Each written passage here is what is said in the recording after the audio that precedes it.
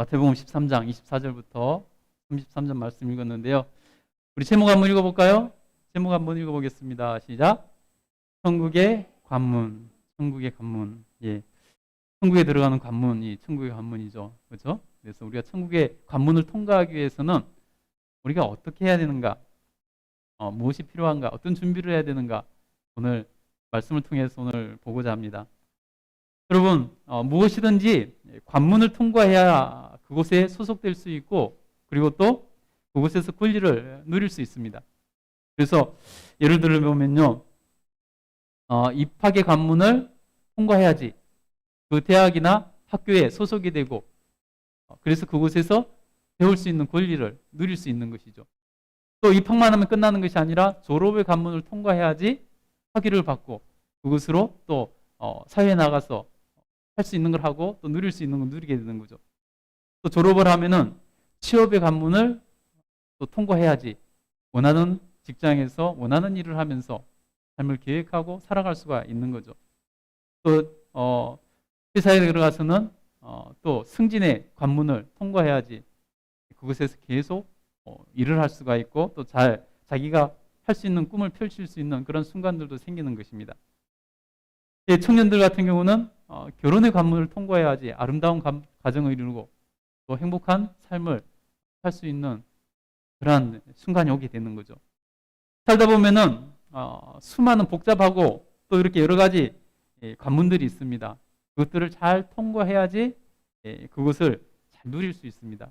그런데요, 공통적인 것을 보면은 그 관문에 여러 가지가 있지만은 그 관문에서 공통적인 것은 뭐냐면 바로 좋은 곳일수록 그 기준이 높고 통과하기가 어렵다는 것입니다. 대학도 보면요, 좋은 대학일수록 관문이 높고 통과하기가 기준이 높아서 통과하기가 어렵죠. 예, 우리는 그런 것을 다 알고 있습니다. 오늘 마태복음 13장은 천국장이라고 합니다. 천국에 대한 비유들을 쭉 나열하고 있기 때문에 천국장이라고 합니다. 천국에 대해서 여러 가지 비유로 설명하고 있습니다. 지난주에 봤듯이 첫 번째가 바로 마음밭의 비유입니다. 우리 마음밭이 어때야 되는가?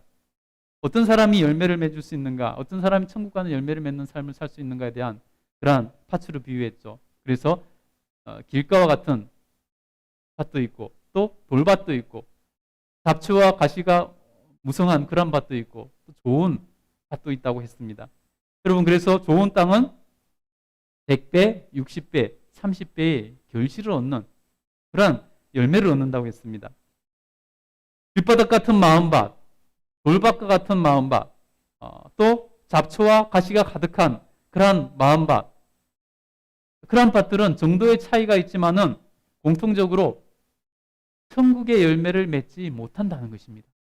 그런 밭에서는 천국의 열매를 맺지 못한다는 것입니다. 그래서 여러분의 마음밭이 지금 어떤지 한번 살펴봐야 된다 그랬습니다. 그래서 마음밭이 길과 같이 딱딱해서 열매를 맺을 수 없는, 씨앗이 날 수 없는 마음밭이라 그러면 갈아엎어야 되겠죠. 돌밭이라면은 내 마음밭에 돌이 여기저기 많이 있다면은 그 돌을 골라내서 좋은 땅을 만들어야 되는 거죠. 내 마음밭에 잡초와 가시덩굴이 가득하다면은, 그렇다면은 잡초를 뽑아내고 가시덩굴을 뽑아내서 옥토를 만들어야 된다 했습니다. 그래서 좋은 땅을 만들어야 우리가 열매를 맺을 수 있고 천국 갈 수 있는 그러한 열매 맺는 삶을 살 수 있다고 성경은 말씀하고 있다는 것입니다. 그리고 또 더불어서 한번 좋은 땅이라 그래서 옥토라 그래서 영원히 그 땅이 좋은 땅도 아니라 그랬습니다. 언제든지 딱딱해질 수 있고 언제든지 돌이 드러날 수도 있고 언제든지 잡초가 자라고 가시등불이 자랄 수도 있다 그랬습니다. 그래서 우리는 늘 마음밭을 살펴보고 가꾸어야 된다 그랬습니다. 그때 100배, 60배, 30배의 열매를 낸다 그랬습니다. 여러분이 하나님 앞에서 정말 열매 맺는 좋은 땅 되기를 간절히 축복합니다. 아멘. 예. 그러면 오늘은 어떤 비유로 천국에 대한 비유를 하고 계실까요? 오늘은 가라지의 비유, 또 겨자씨 하나의 비유, 누룩의 비유를 이렇게 하고 있습니다. 천국을 그렇게 비유하고 있는데요. 그것이 무슨 의미인지 우리가 한번 살펴보도록 하겠습니다. 천국은 이런 곳이다. 천국은 이런 사람이 갈 수 있다. 예수님께서 두 번째 비유로 하신 말씀은 무엇인가 하면 바로 가라지의 비유인데요. 천국의 입구에서 통과해야 될 관문이 있다고 말씀하고 있습니다. 천국을 들어가려면 천국의 입구에서 그 관문을 통과해야 된다는 것입니다. 천국에 들어가고 천국 백성이 되어서 천국을 누리려면 반드시 이 관문을 통과해야 되는 것입니다. 그 관문이 뭐냐면 바로 심판의 관문입니다. 심판의 관문입니다. 사람들은 다 죽습니다. 그렇죠? 사람들은 다 죽어요, 결국은. 근데 그 후에는 그냥 끝나는 것이 아니라 심판이 있고, 그 다음에 그 심판의 관문을 통과하면 천국이 있고 지옥이 있다는 것입니다.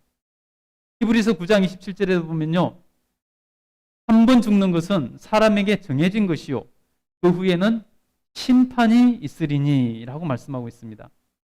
여러분, 심판하면은 우리가 무서운 마음이 들잖아요, 그죠? 무서운 마음이 들어요. 심판하면은 그래서 사람들은 별로 좋아하지 않습니다. 왜냐하면은 심판 받는다고 하면은, 내가 판단 받는다 하면은 누가 좋아하겠습니까? 부담스럽죠. 거북하죠. 그것을 통과하지 못하면 어떡하나는 두려운 마음도 있습니다. 그러니 심판하면 별로 사람들이 인정하기 원하지 않고, 또 심판이 기다리고 있다 하면은 좋아하지 않는다는 것입니다. 그리고 사실 그 심판을 통과할 수 있을까 하는 의문도 들고, 때로는 자신감이 없을 때도 있습니다. 그러니 사람들은 심판을 외면하고 싶어 합니다. 여러분, 우리가 할 수 없는 것은 사람들은 대부분 외면하는 것으로 그 순간을 모면하려고 하는 그러한 경향들이 있습니다. 마치 일부 새들은 이렇게 천적에게 쫓기다가, 잡아먹히려고 쫓기다가 안 되겠다 싶으면 머리를 땅에 쳐박는다고 그러잖아요. 숲풀에 쳐박고 땅에 쳐박는다고 그러잖아요. 회피하는 거죠. 그 순간에 자기가 눈을 감고 땅에 쳐박는다 그래서 그 위험에서 벗어날 수 있는 것이 아닌데, 그럼에도 불구하고 그 순간이 두렵기 때문에 외면하고 싶어서 그런 일을 하는 거죠. 사람도 마찬가지인 경우가 참 많습니다. 자기가 정말 할 수 없다, 두려운 마음이 들거나 할 때 외면하는 경우가 참 많이 있죠. 그러나 여러분, 외면한다고 잠시는 마음이 편할 수 있지만은 외면한다고 그것이 없어지는 것도 아니고 그것이 문제가 되지 않는 것도 아니라는 것입니다. 외면한다고 모든 것이 해결되는 것이 아니라는 것입니다. 외면하면요, 오히려 더 큰 비극이 기다리고 있습니다. 외면하게 되면요, 오히려 더 큰 비극을 맞이할 수 있다는 것입니다. 왜냐하면 외면을 하면요, 준비를 하지 않게 되기 때문입니다. 외면을 해버리면은 준비하지 않기 때문에 오히려 더 큰 비극을 맞이할 수 있다는 것입니다. 심판을 통과해야 되는데 정상적으로 그것을 외면하지 않으면은 어떻게 통과할까? 그 통과할 준비를 합니다. 그런데 외면을 해버리면요, 심판을 통과할 준비를 하지 않기 때문에 인생을 엉뚱한데 소비하다가 결국에 가서는 준비하지 못해서 그 심판을 통과하지 못하게 된다는 것입니다. 여러분, 천국의 관문에서 심판대가 있고 재판장이 있습니다. 그곳에 심판을 받게 되는데 대부분의 사람들은, 이 세상에 살아가는 대부분의 사람들은 사실은 외면하고 살아갑니다. 마치 자기가 외면하면 없는 것처럼 생각되기 때문이죠. 그래서 심판을 준비하지 않는 삶을 살고 있다는 것이 문제라는 것입니다. 그러면 여러분, 결국은 우리가 외면해도 결국은 분명히 하나님께서 심판의 날이 있다고 말씀하시고 모두가 다 하나님의 심판대 앞에 서게 될 것이라고 말씀하고 있다는 것입니다. 근데 외면하다가 여러분, 멸망의 심판을 받기를 원하십니까? 외면하면 결국 멸망의 심판을 받게 되는데 그것을 받기를 원하십니까? 여러분, 우리는 직시해야 됩니다. 외면해서는 안 됩니다. 외면한다고 문제가 해결되는 것이 아니기 때문입니다. 여러분, 우리 인생에서 가장 중요한 순간이 언제겠습니까? 그리고 우리 인생을 살아가면서 중요한 순간들이 많이 있긴 있죠. 근데 여러분, 우리 인생에서 가장 중요한 순간, 그때가 언제일까요? 여러분, 많은 중요한 순간이 있지만은 가장 중요한 순간은 우리 인생 전체를 결론 짓고 판단받는 그 심판의 순간이 가장 중요한 인생의 순간 아니겠습니까? 누가 뭐라 그래도 부정할 수 없을 것입니다. 내가 살아온 인생, 그 인생을 판단받는 날, 그 인생에 심판받는 날, 그날이 가장 중요한 순간이죠. 아무리 열심히 했어도 결론이 불행하게 끝난다면 아무 소용이 없을 것입니다. 그래서 최후의 심판을 기억하고 준비하는 삶을 우리는 살아야 된다고 말씀하는 것입니다. 오늘 성경 본문에서 예수님께서 이렇게 비유하십니다. 농부가 좋은 씨앗을 밭에 뿌렸다는 것입니다. 그래서 씨앗이 나서 잘 자랐습니다.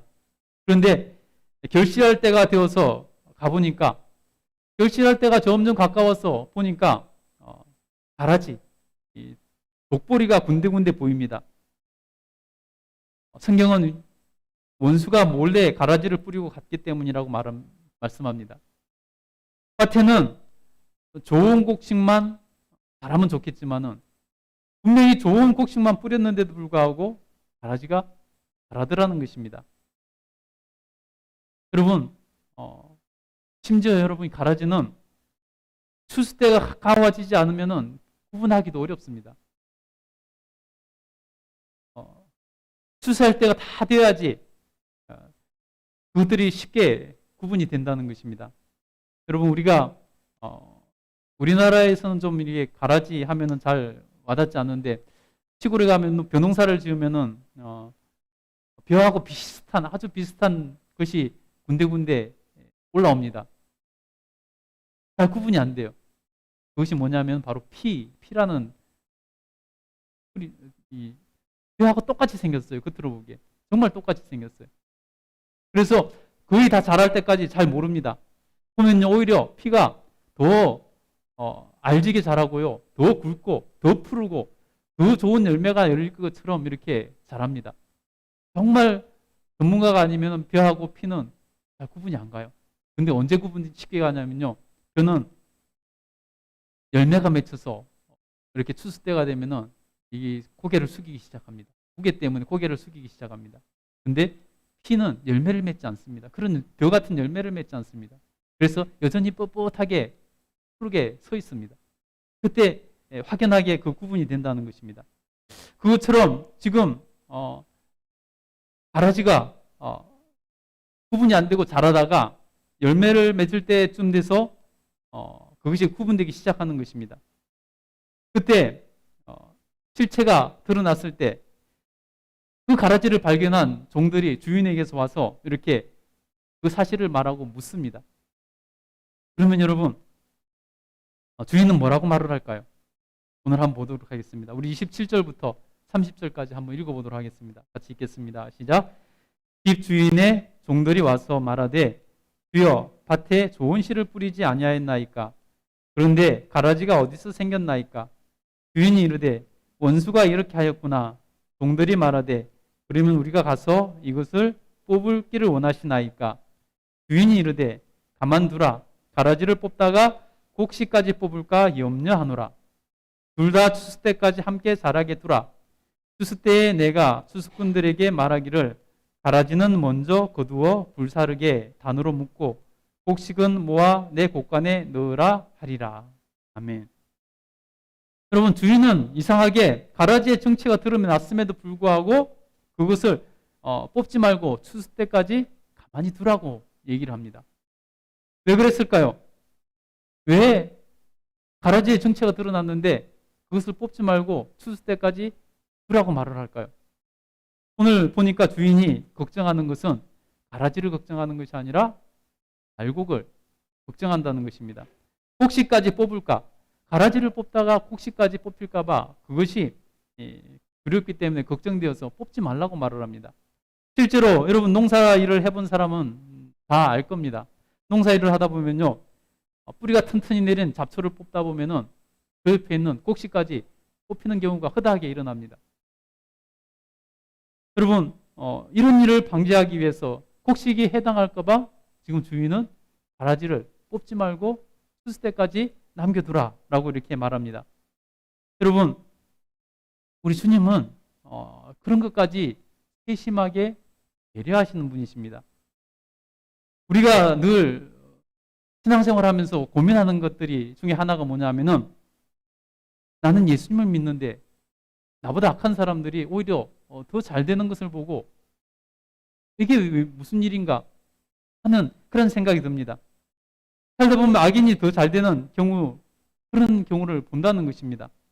돈도 쉽게 벌고요. 또 어떤 경우는 더 부유하고 또 떵떵거리고 잘 사는 것도 보입니다. 그런 모습을 보면 우리는 실망하게 되죠. 그리고 하나님께 우리는 불평을 합니다. 이게 도대체 뭡니까?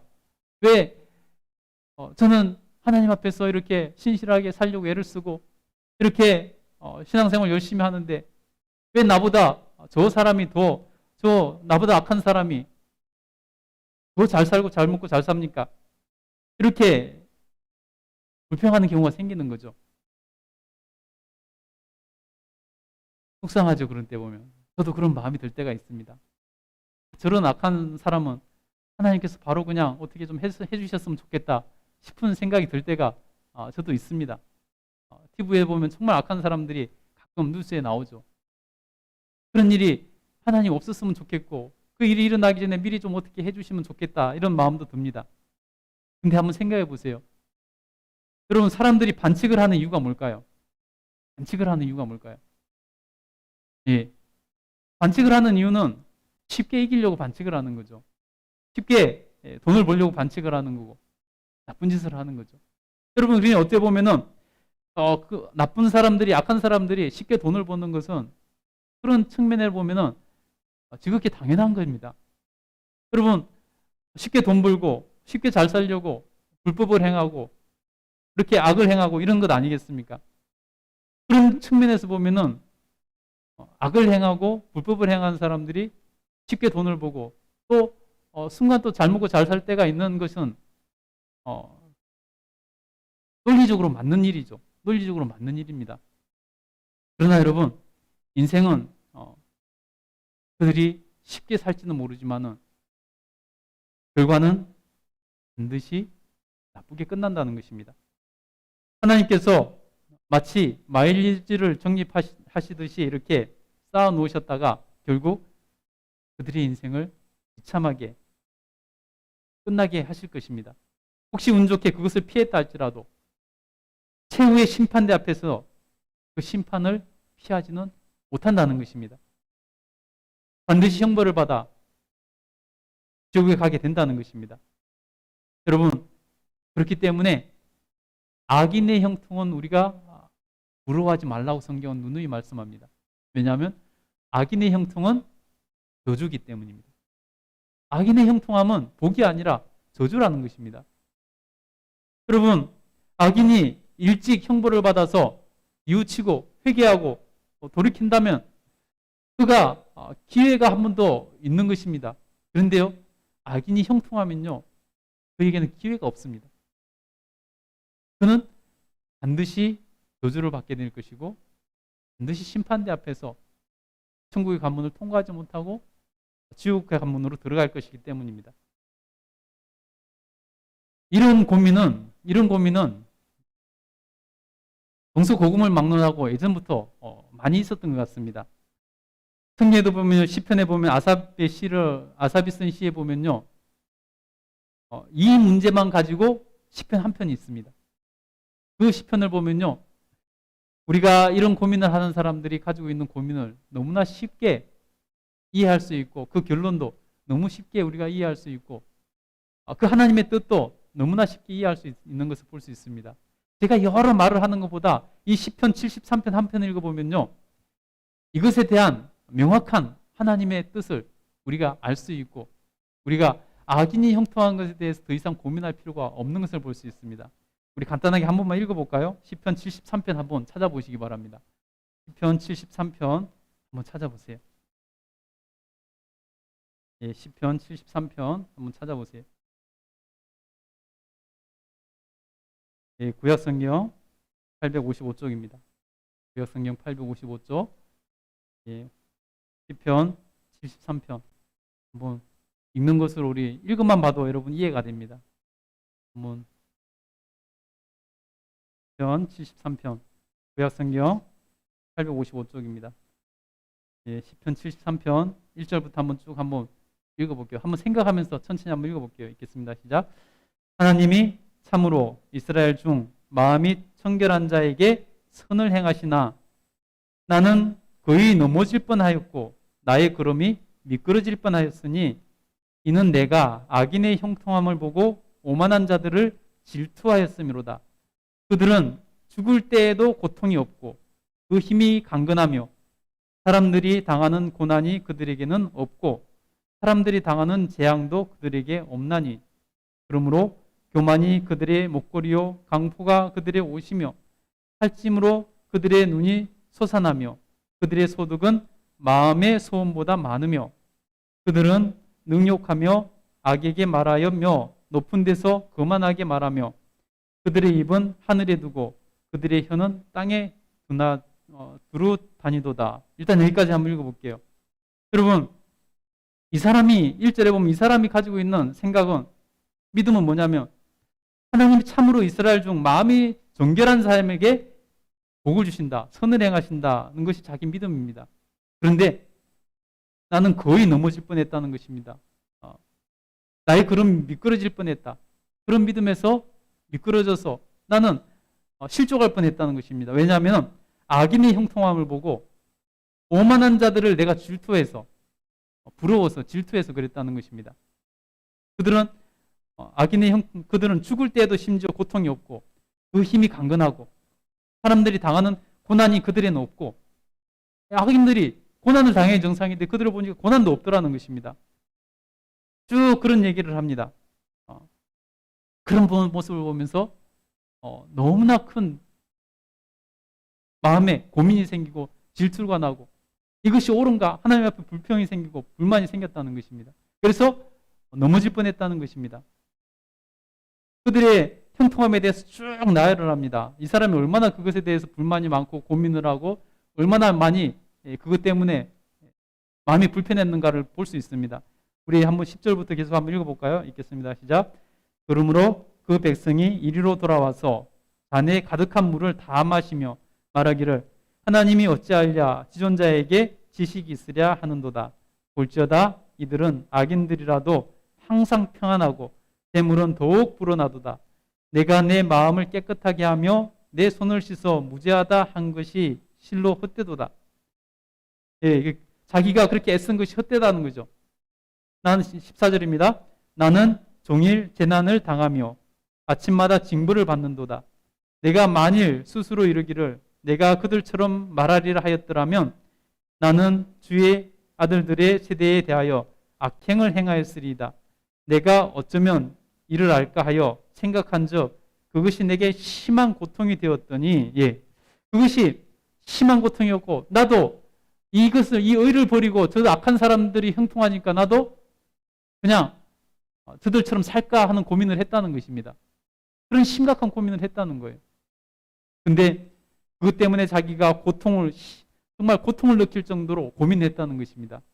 근데 어떻게 해결했을까요? 여러분, 우리가 세상을 관찰하고 고민을 해도 답을 얻을 수 없는 것들이 있습니다. 우리가 세상을 아무리 관찰하고 고민을 해도 오히려 그것이 더 커질 뿐인 것도 있다는 것입니다. 오늘 이 시편의 저자는 악인들을 관찰하면 관찰할수록 더 마음의 상심이 크고 그들은 형통한데 나는 의를 지키려고 이렇게 고난을 당하는데 그러면서 나도 저들처럼 그냥 살까? 이런 마음까지 들었다는 것입니다. 실족할 뻔했다는 거죠. 근데 어떻게 답을 얻었을까요? 우리 17절 한번 읽어보겠습니다. 읽겠습니다. 시작. 하나님의 성소에 들어갈 때야 그들의 종말을 내가 깨달았나이다. 주께서 참으로 그들을 미끄러운 곳에 두시며 파멸에 던지시니 그들이 어찌하여 그리 갑자기 황폐하게 되었는가 놀랄 정도로 그들은 전멸하였나이다. 주여, 사람이 깬 후에는 꿈을 무시함같이 주께서 깨신 후에는 그들의 형상을 멸시하리이다. 아멘. 여러분 보세요. 그렇게 관찰하고 고민을 해도 깨닫지 못했는데 성전에 들어갔은 순간, 하나님을 만나는 순간 그 모든 것이 답을 얻었다는 것입니다. 여러분, 세상에는 악한 사람들이 수없이 널려 있습니다.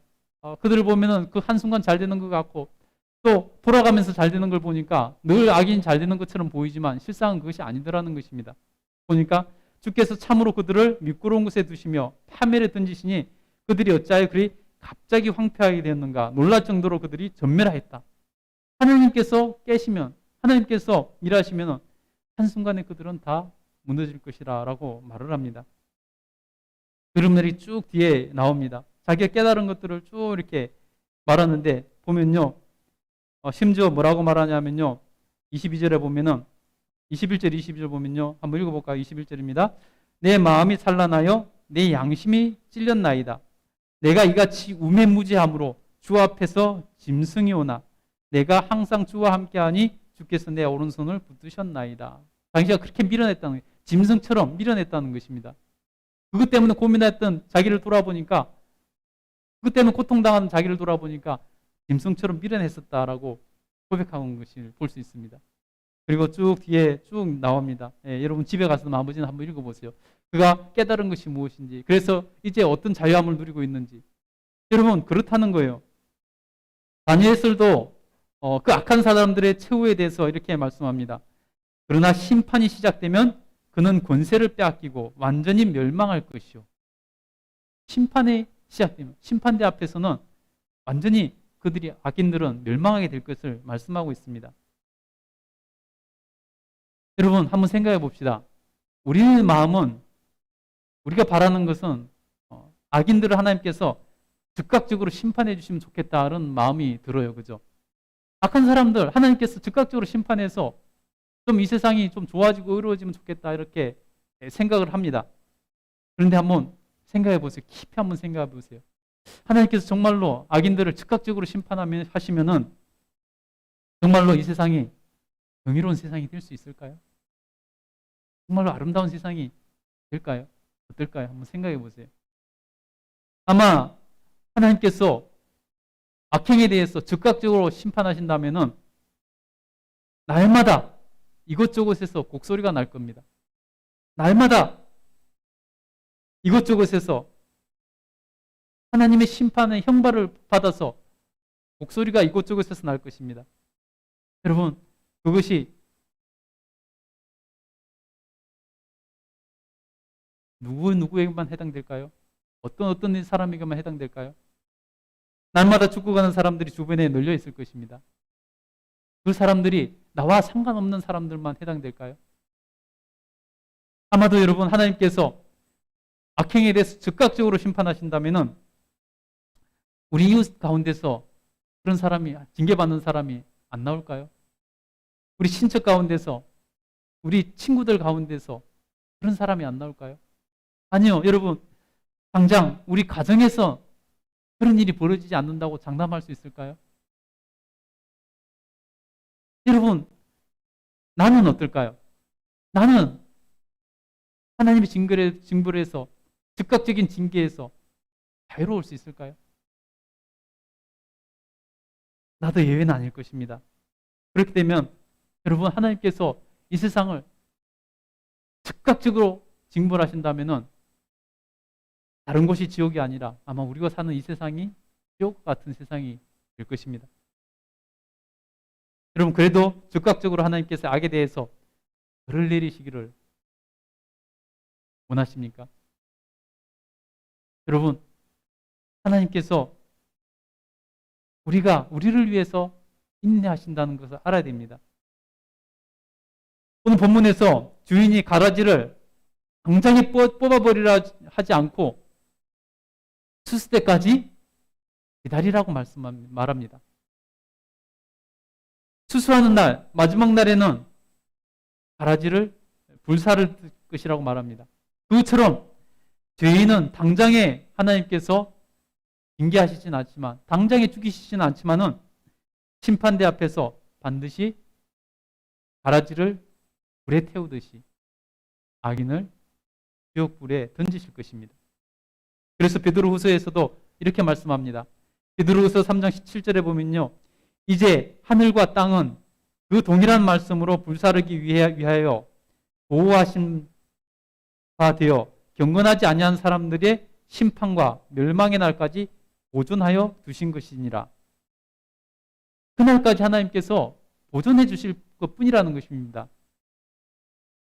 그때까지 하나님께서 기다리시는 것뿐이라는 것입니다. 예레미야서 23장 19절에 보면요. 보라, 여호와의 노여움이 일어나 폭풍과 회오리 바람처럼 악인의 머리를 칠 것이며, 결국 그날에 심판이 있을 것이라는 것입니다. 예레미야 30장 23절에도 보면요. 보라, 여호와의 노여움이 일어나 폭풍과 회오리 바람처럼 악인의 머리 위에서 회오리 칠 것이다 라고 말씀합니다.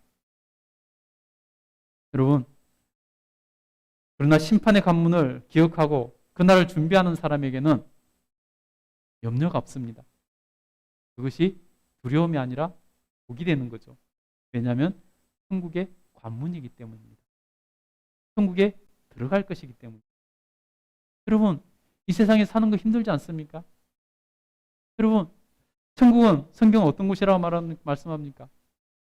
걱정도 없고 근심도 없고 곡하는 일도 없고 애곡하는 일도 없고, 천국은 너무나 행복한 것이라고 말씀하고 있습니다. 그러니 여러분, 그 심판의 관문이 천국에 들어갈 자들에게는 얼마나 큰 복입니까? 복인 것이죠. 영원히 복을 누리고 천국에 들어갈 그런 관문이기 때문입니다. 여러분, 심판을 두려워하지 마시기 바랍니다. 심판을 준비하면 되는 것입니다. 그날의 심판을 통과할 준비를 하면 되는 것입니다. 그러니 여러분, 심판을 두렵다고 외면하거나 회피해서는 안 된다는 것입니다. 외면하거나 회피해서는 결국 저주의 심판을 할 수 없습니다. 왜냐하면 준비하지 않기 때문입니다. 그러나 여러분, 그 심판을 인정하고 우리가 천국의 관문인 것을 알고 준비하면 여러분, 기쁨의 심판이 되는 것이고 천국에 들어가는 심판이 되는 것입니다. 그래서 성경은 때로는 마치 심판이 없는 것처럼 성경은 묘사합니다. 성경은 그래서 복을 받은 사람, 천국에 들어갈 자, 믿음으로 천국에 들어갈 자면 심지어 뭐라고 표현하냐면 천국에 들어갈 관문이기 때문에 그들에게는 심판이 없다고까지 표현합니다. 그것은 심판이 아예 없다는 것이 아니라 그런 의미인 거예요. 심판은 천국에 들어가는 관문일 뿐이지 그것을 저주받을 심판이 아니기 때문에 천국 들어갈 자들에게는 심판은 없는 것과 같다 하고 말씀하고 있는 것입니다. 그러니 여러분, 그날을 우리가 준비해야 되는 것입니다. 여러분, 위대한 사도 바울, 그 위대한 사도 바울도요, 그 심판을 준비하는 삶을 살았습니다. 사도행전 24장 15절부터 16절에 보면요, 그들이 기다리는 바 하나님께 향한 소망은 나도 가졌으니 곧 의인과 악인의 부활이 있으리라 함이니라.